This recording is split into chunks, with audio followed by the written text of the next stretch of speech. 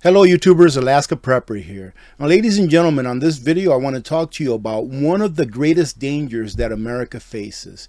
Now for those of you that don't know, I've moved my news videos where I do a compilation of news articles and commentary to Tuesdays and Saturdays. So in between I'm going to be doing some review videos, I'm going to be doing some fun videos where I camp out. For example, today be on the lookout for not really a review video, but a comparison video that I did on a prep that is on the cheap. So I'm trying to go back to showing you all some cheaper preps that you can get that still do the job and try to compare them to a more expensive prep. And that video is going to be coming out later on today. However, during this video, I'm not really talking about news, but I'm talking about things that already exist that we already know about, but we have to make sure that we continue to prepare in order to be ready for when the balloon finally pops. And we can be talking about a lot of things that are happening around the United States of America right now as I speak, ladies and gentlemen. However, what I want to talk to you about today is the Cloward and Piven strategy, how it is being used right now, and what is the result of it. For those of you that don't know what the Cloward and Piven strategy is, take a look at it, look it up on Google. I'm sure you'll be able to find it very easily. A couple of professors that taught at Columbia University back in the late 50s, early 60s, I believe it was during that time frame,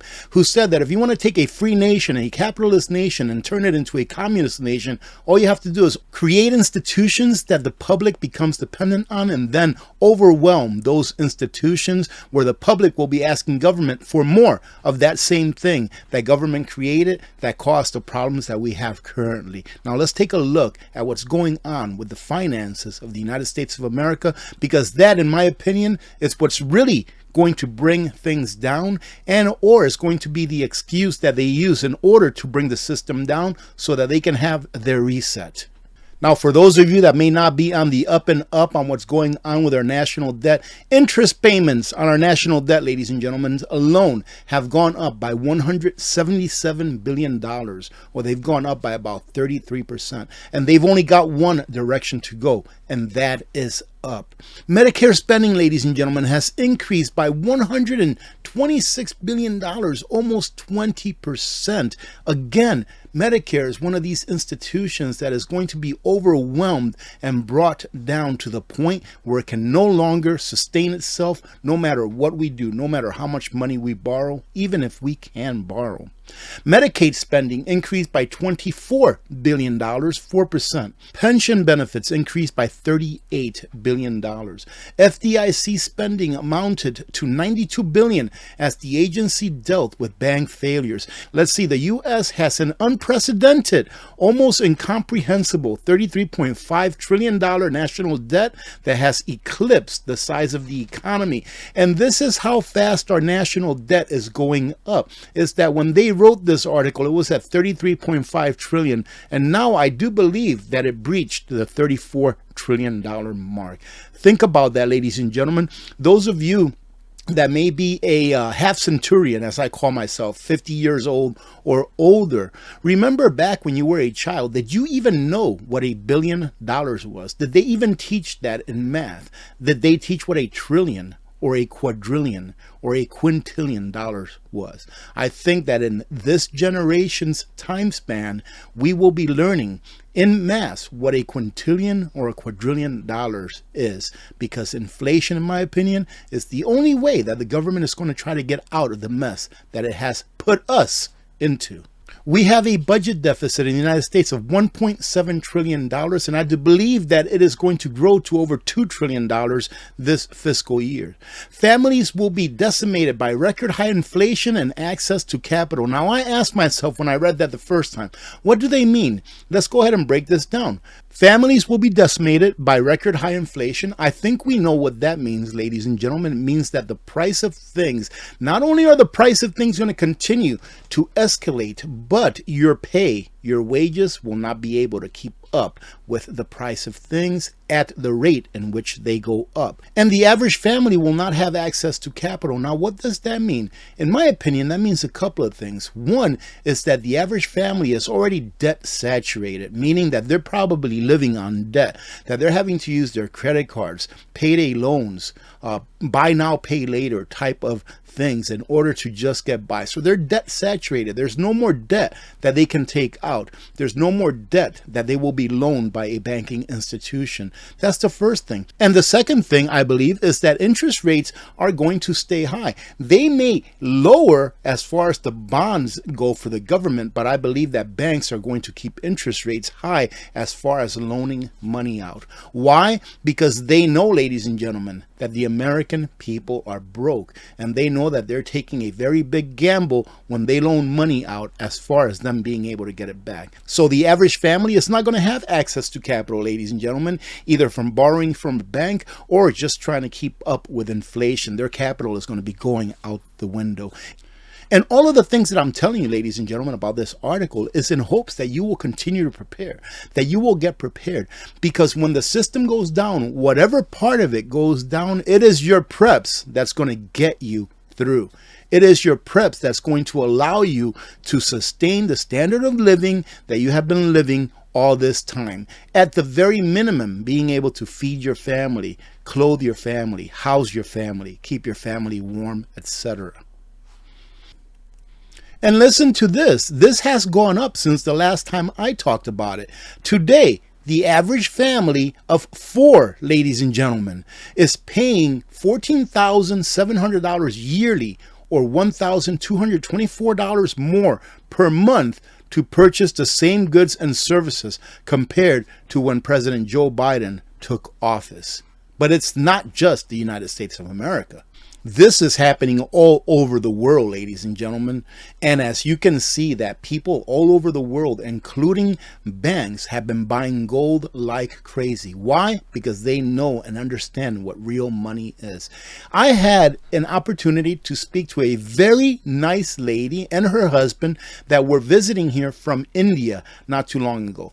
And it just happened that she was an economics professor in India, and they were visiting here in Alaska. So obviously I started asking questions, and I asked her about gold and if it's true that India is buying a lot of gold and that the citizens are buying even more. And I asked her a question that I heard through the grapevine, through an article that I read or a video that I saw or something like that. But I heard that India as a whole, the people, not the government, that the people have a total of almost 30,000 ton of gold on their private hands, in their private hands.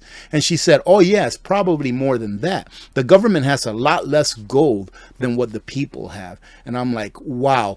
So their standard of living may not be very, very high, but they don't have any debt, which means that their net worth is probably more than the average American's net worth that is saturated with debt. So if anything, at least learn from our counterparts that are on the other side of the world. India, in my opinion, is a very poor country when you look at it from a 35,000 feet view, right? But when you get down to the nitty gritty, you're like, wow, they're living really poor, but they have no debt. So that mud hut that person or that family owns, they own that. They don't owe anything on it. Whereas the McMansion that your neighbors down the street own, that have the $80,000, $100,000 cars sitting in their driveway, they don't own that. All of that is financed, and they can lose it at any time.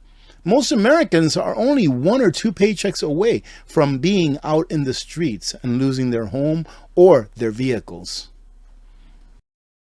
And here they go on to say, let's talk about the architects of this financial crisis, the political class themselves. And ladies and gentlemen, I love it when people say, hey, P, you're a conspiracy theorist. This was never planned. Come on, man. Really?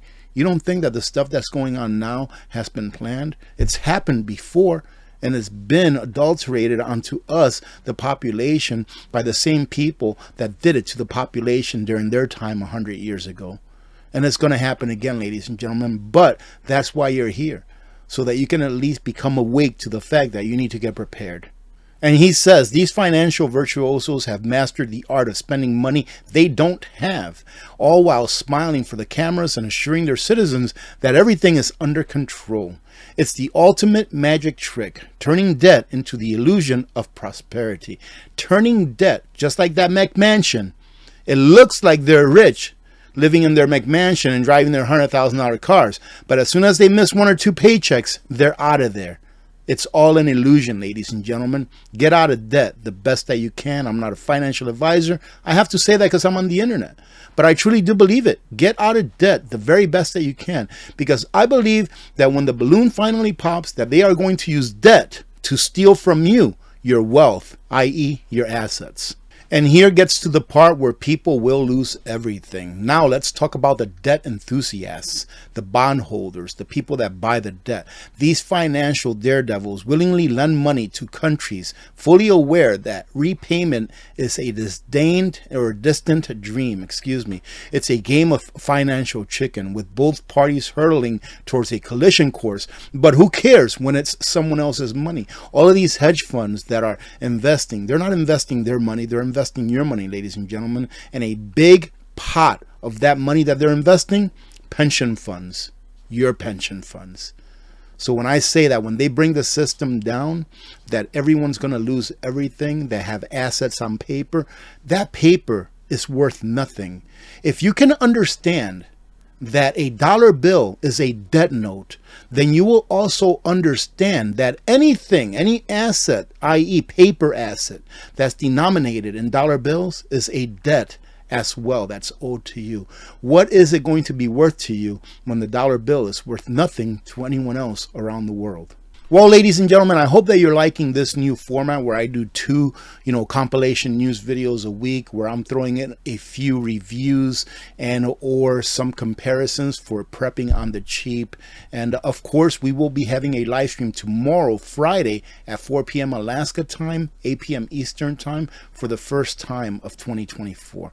Until then, I hope that you have a great day. God bless every one of you. Happy New Year. God bless America. I'm Alaska Prepper. I'm out.